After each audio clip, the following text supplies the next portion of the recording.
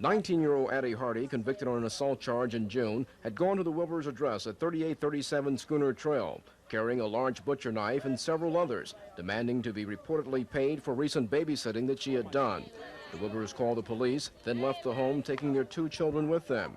Hardy then went on a rampage. He was pulling the curtain and busting out the windows panes and throwing at the policeman, and she threw the knives about 3 knives, and then she was running into the den in the living room, and she was pulling up things. She was pulling out kids' piggy banks and all the furniture and everything. She was throwing it. She slammed this big color TV. When police responded, they were held at bay by Hardy, who was throwing anything in sight.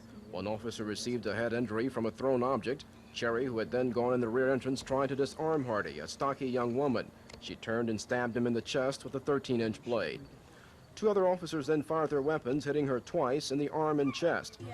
Cherry later died at Norfolk General at 10:15 p.m. Monday night. Hardy, who had to be handcuffed, is in stable condition today at Chesapeake General under police guard. She has been charged with capital murder and felonious assault.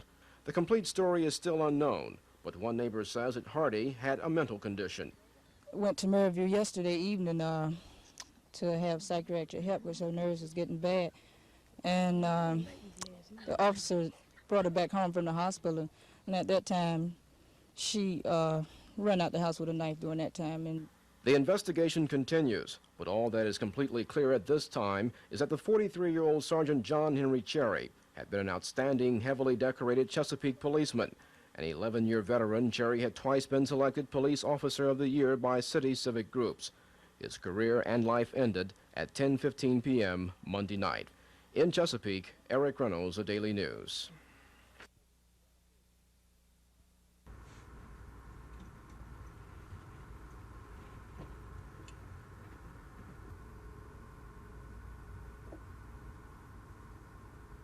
Amen.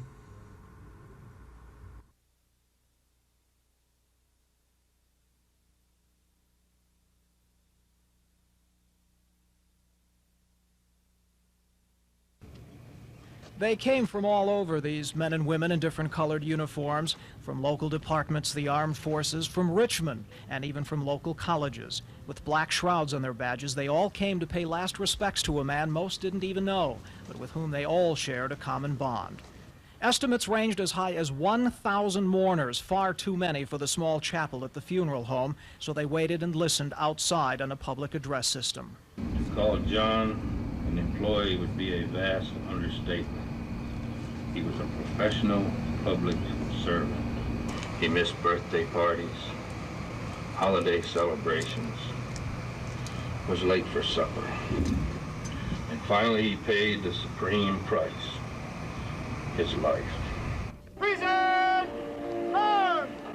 Chesapeake Police Sergeant John Cherry was 43 when he was stabbed to death on a routine call Monday night. He was much decorated, twice winning the Policeman of the Year award. Chesapeake police estimate 350 to 400 cars were in the funeral procession. One officer said he can't remember anything before that large. It wound for miles past staring bystanders, flags at half-mast, and blocked freeway ramps. And it ended at Norfolk's Forest Lawn Cemetery. You men and women in uniform today, you may not have felt that God chose you especially, but he did. He chose you for his purpose. He chose John for his purpose. And may God bless you for it.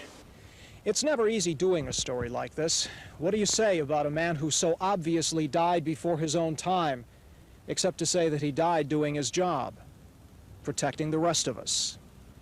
In Norfolk, Terry Zahn, The Daily News.